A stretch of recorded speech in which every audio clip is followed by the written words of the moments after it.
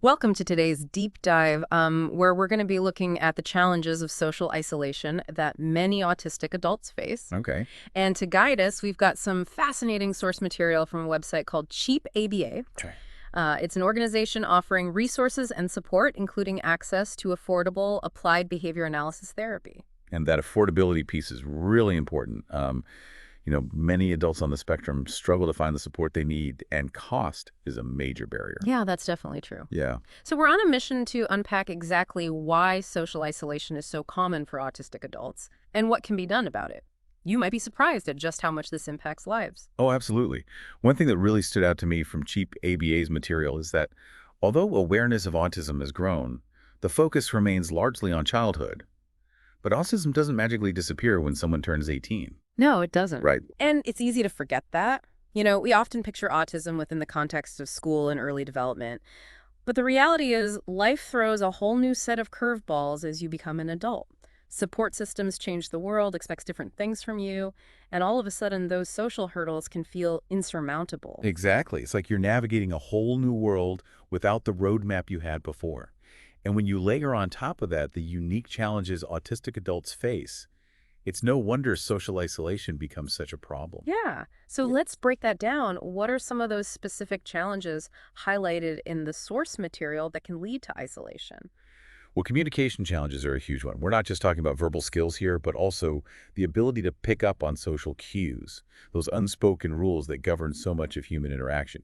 Imagine constantly feeling like you're missing the subtext of a conversation or misinterpreting someone's intentions. Right. It's almost like everyone else is speaking a different language. Like they all have a secret decoder ring that you're missing out on. Yeah, precisely. And that can lead to misunderstandings, awkward interactions, and a sense of being out of sync with everyone else. It's exhausting trying to keep up when you feel like you're constantly deciphering a code. No. And then you add in sensory sensitivities, which can be incredibly intense for some people on the spectrum. Yeah, that's an area I don't think a lot of people fully grasp. Right. Think about how overwhelmed you might feel in a crowded, noisy environment. Then magnify that exponentially. Bright lights, certain textures, loud sounds. These aren't just minor annoyances for autistic individuals. They can trigger a full-blown sensory overload that makes it almost impossible to function, let alone engage socially. So for someone with these sensitivities, even something as simple as going to a coffee shop could be a nightmare. Absolutely. No. And unfortunately, a lot of people just don't understand that. They might see someone covering their ears or avoiding eye contact and judge them as being rude or antisocial, when in reality, they're just trying to cope with an overwhelming sensory experience. It's heartbreaking that something so fundamental to the human experience, like social interaction, can be so fraught with difficulty for autistic adults. It's like they're constantly facing invisible barriers that most people aren't even aware of. It really is. And then on top of all of that, you have the fact that opportunities for social connection can be much more limited once you leave the structured environment of school. Right. That's a great point. It's like the world expects you to suddenly know how to navigate all these complex social situations without any guidance or support. Exactly. Think about it in school. You're surrounded by peers. You have teachers and counselors who can help, and there are structured activities designed to facilitate interaction. But in adulthood, it's a whole different ballgame. Jobs can be isolating, especially in certain fields, and finding social groups that truly understand and embrace the autistic experience can be a real challenge. So it's like you're thrown into the deep end of the social pool without any floaties. No wonder so many autistic adults end up feeling isolated and alone. And I imagine the stigma surrounding autism just compounds the problem. It absolutely does. Yeah. You have the overt prejudice, of course, but also the more subtle forms of othering that can make someone hesitant to reveal their autism in the first place. They might worry about being judged, discriminated against, or treated differently, so they keep it hidden, which further isolates them. It's like a vicious cycle. You Right. feel different, so you withdraw, and then that withdrawal just reinforces the feeling of being different and alone. It's really tragic when you think about the impact this can have on a person's life. It is. And the impact is significant. Chronic loneliness, anxiety, depression, these are all too common among autistic adults who are struggling with social isolation. And I'm sure those feelings can bleed into all areas of life, impacting work relationships' overall well-being. It's not just a social issue, it's a mental health issue, too. Exactly. The good news is there are things that can be done to break this cycle of isolation. And this is where cheap ABA's work really comes into focus, particularly their emphasis on affordable, personalized support for autistic adults. But before we delve into the specifics of their approach, I'm curious what's standing out to you so far? What's resonating the most? Honestly, it's the sheer complexity of the problem that's striking me. It's not just one factor contributing to this isolation, but a whole web of interconnected challenges, from communication difficulties to sensory sensitivities to limited opportunities and societal stigma. It's a lot to unpack. And I think a lot of people, myself included, probably underestimate just how deep this issue runs. You're right, it is complex. Mm. And I think that's why a multifaceted approach is so crucial. But I'm glad you're starting to see the depth of the issue because that's the first step towards understanding and creating meaningful change. Absolutely. So let's talk about solutions. What are some concrete ways that autistic adults can find support and combat this isolation? Is that where cheap ABA and their affordable therapy model come in? It is. And it's not just about therapy, though. That's certainly a core component. It's about a holistic approach that addresses the individual's needs on multiple levels. But I think we've covered enough ground for now. Why don't we pause here and dive deeper into those solutions in our next segment? Okay, that sounds like a plan. Yeah, We'll be right back that's a good. after a quick break. Right. So before we took a break, we were starting to unpack some of the ways autistic adults can find support and combat social isolation. It sounds like cheap ABA plays a significant role there, especially with their focus on affordable therapy. Can you tell us more about that? Absolutely. One of the core components of their approach is applied behavior analysis therapy, or ABA for short. Mm. Now, I know ABA has sometimes been viewed controversially, and we could do a whole deep dive just on that. But at its heart, ABA is really about understanding how behavior works Yeah. and using that knowledge to help individuals develop new skills and address challenges. Okay, so how does that translate into helping autistic adults, specifically with social isolation? Well, a big part of it is social skills training. Think Yeah. of it like learning a new language. Mm. But instead of words and grammar, it's about understanding social cues, navigating conversations, and learning how to interact in different settings. And it's not about trying to make someone normal or forcing them to mask their autistic traits. It's about giving them the tools to communicate and connect with others in a way that feels authentic to them. So it's more about empowering them to navigate the social world on their own terms rather than trying to fit them into some preconceived mold. Exactly. And this training can involve all sorts of things: role-playing, video modeling, practicing conversations in real-world settings. It's about breaking down those complex social interactions into smaller, more manageable steps, and then gradually building up those skills over time. It sounds like a lot of work, but also incredibly valuable, Yeah. especially for someone who's spent years feeling like an outsider, not knowing how to connect with others. It can be life-changing, honestly. And another important aspect of ABA therapy, especially when addressing social isolation, is working on sensory sensitivities. We talked earlier about how overwhelming those can be for some autistic individuals. Well, a therapist can help identify those triggers and develop strategies for managing them. So if someone's really sensitive to loud noises, for example, maybe they learn techniques for self-calming or create a sensory toolkit with noise-canceling headphones or fidget toys to help them regulate when they're feeling overwhelmed. That's exactly right.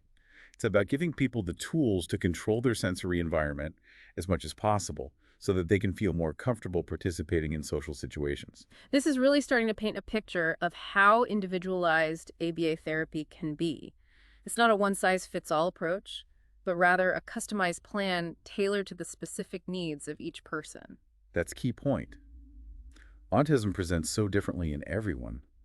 What works for one person might not work for another, and what one person finds challenging another might not even bat an eye at. So the therapy has to be just as unique as the individual. I'm also curious, what role does family involvement play in all of this? We talked earlier about how important support systems are, but families may not always know how to best support their autistic loved ones. You're absolutely right. Family involvement is critical. And that's another area where ABA therapists can really make a difference. They can educate families about autism, help them understand their loved one's unique needs, and provide guidance on how to create a more supportive and understanding home environment. That's so important. It's not just about individual therapy. It's about creating a whole ecosystem of support that extends beyond the therapist's office. Absolutely. And that support can also come from peers, which is where community engagement comes in. Connecting with other autistic adults, whether through support groups, social clubs, or online communities, can be incredibly powerful. It's about finding your tribe, people who truly understand your experiences and can relate to the challenges you face. Right, that sense of belonging can be so vital, especially when you've spent so much of your life feeling like an outsider. Exactly. And those shared experiences can also be a source of strength and resilience. Hmm. You realize you're not alone, that there are other people out there navigating the same complexities, and that can be incredibly validating and empowering. But what about those who might not feel comfortable with in-person groups or just prefer to connect online? Are there resources available for them too? Absolutely. Online support groups and forums have exploded in recent years, and they can be a lifeline for autistic adults who might find face-to-face interactions overwhelming or who simply prefer to connect digitally. There are Facebook groups, Reddit communities, online forums dedicated to specific interests. You name it, there's probably a digital space for it. It's like having access to a 2047 support system right at your fingertips. Exactly.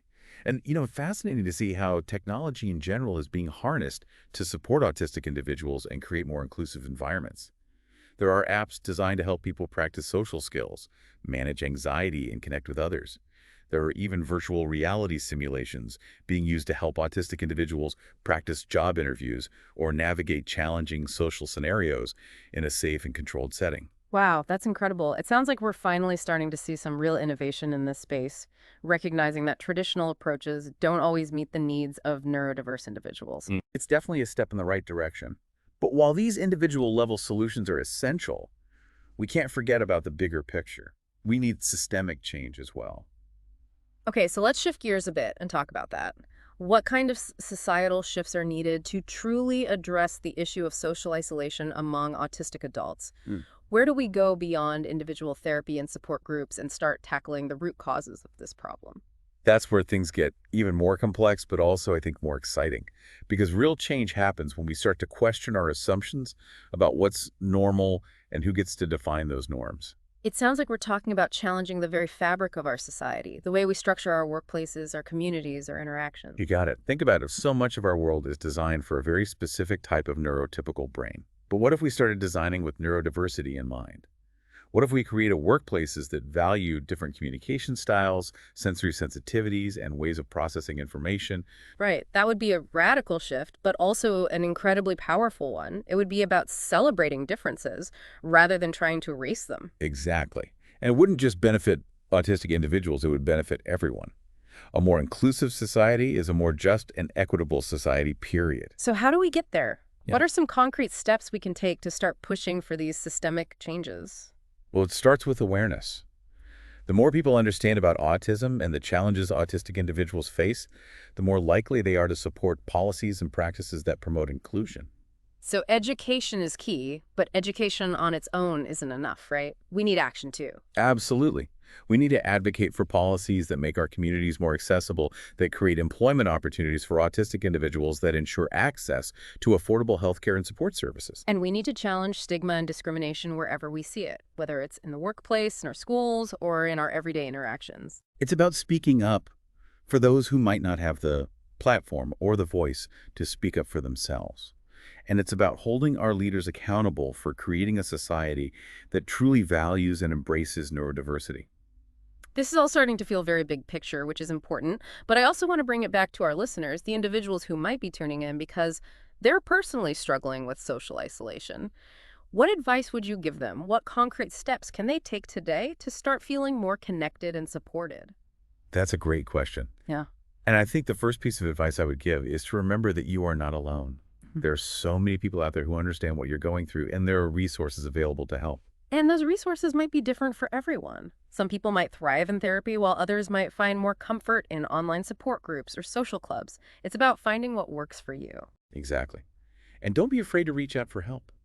Whether it's a therapist, a family member, a friend, or an online community, there are people who want to support you. And remember that seeking help is not a sign of weakness, it's a sign of strength. It takes courage to acknowledge that you need support and to take steps to get it. And while you're on that journey of seeking support and connecting with others, don't forget to take care of yourself. Self-care is so important, especially for autistic individuals who are navigating a world that often feels overwhelming and confusing. Make sure you're getting enough sleep, eating healthy foods, engaging in activities that bring you joy, and creating routines that help you feel grounded and safe. And don't be afraid to set boundaries. It's okay to say no to things that drain you or make you feel uncomfortable. Right. It's about prioritizing your well being and recognizing that you deserve to feel happy and fulfilled. And I think that's a really powerful message to leave our listeners with. But before we move on to our final segment, I want to go back to something you mentioned earlier about the potential downsides of ABA therapy. I know there's been some controversy surrounding it, and I think it's important to acknowledge that. Can you shed some light on those concerns? Yeah, you're right. It's definitely something we need to address. And honestly, it's a complex topic that we can spend a whole episode unpacking. But to put it simply, some of the criticisms stem from the fact that early iterations of ABA therapy were very focused on compliance and conformity, often at the expense of the individual's autonomy and well-being. Some people felt like they were being forced to suppress their natural behaviors and emotions in order to fit in, which could be incredibly damaging. That sounds really concerning. So, Yeah. how has the field of ABA evolved to address those criticisms? Is it still something that autistic individuals and their families should be wary of? The good news is that the field has come a long way.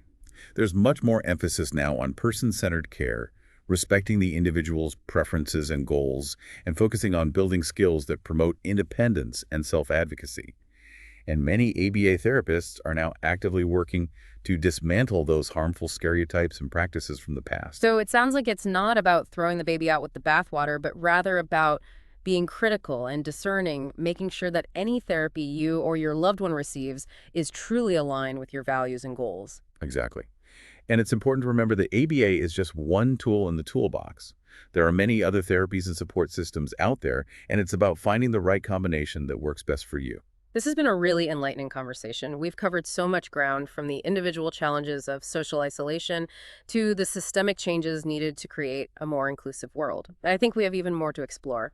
In our final segment, I'd love to delve into some additional resources and strategies for supporting autistic adults and fostering a more neurodiversity affirming society. I'm happy to dive deeper.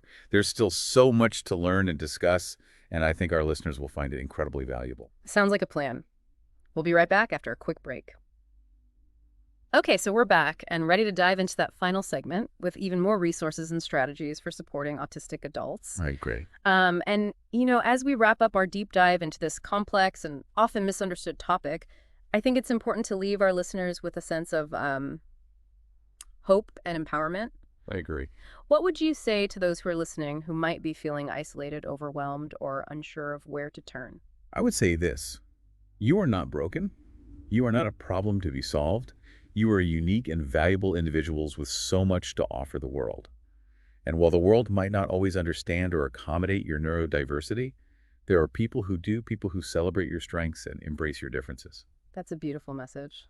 And I think it speaks to the heart of what we've been talking about today, shifting the focus from fixing autistic individuals to creating a society that values and celebrates their unique contributions. Exactly. It's about recognizing that neurodiversity is not a deficit, but rather a different way of experiencing the world, a different way of thinking, feeling, and interacting. And those differences, when embraced and supported, can enrich our communities in countless ways. I couldn't agree more. And I think that's the perfect note to end on. Thank you so much for sharing your expertise and insights with us today. It's been a truly enlightening conversation. It's been my pleasure. And to our listeners, thank you for joining us on this deep dive. Remember, you are not alone, and there is support out there. Keep learning, keep connecting, and keep advocating for a world that embraces neurodiversity in all its beautiful forms. And that's a wrap on our deep dive into adult autism and social isolation. Until next time, keep exploring, keep questioning, and keep celebrating the incredible diversity of the human experience.